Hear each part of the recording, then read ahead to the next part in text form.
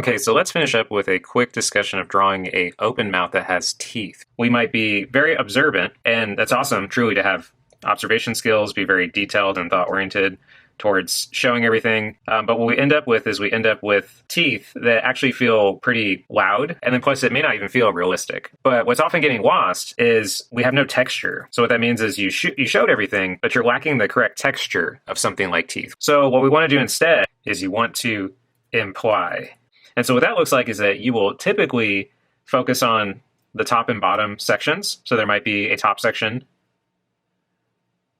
right? Especially with a little bit of curve. That'd be a wonderful thing if you can show that, right? Of course, the teeth wrap around the skull. So if you could show a little bit of curve or wrap with those teeth, that's also a bonus when you're trying to draw a mouth that's open. But you want to show the difference between the top and the bottom. I try to find a little bit of like the gum shape or sort of those like divisions that happen on the top of the teeth.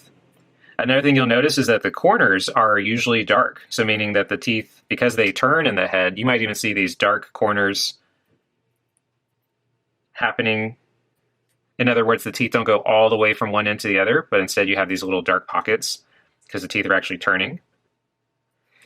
And then if you're going to show any division between the teeth, you imply. So what that means is to show the separation of teeth, you might draw small, broken little lines for maybe the top teeth, for instance. And then for the bottom teeth, similar. Just small tick, like TIC, sort of like tick marks. If you really want to go that extra mile, you can even show the lightest shadow. Imagine it's like the same tone that you would put on the white of the eye. So that's not pure white, but it has like a little bit of tone.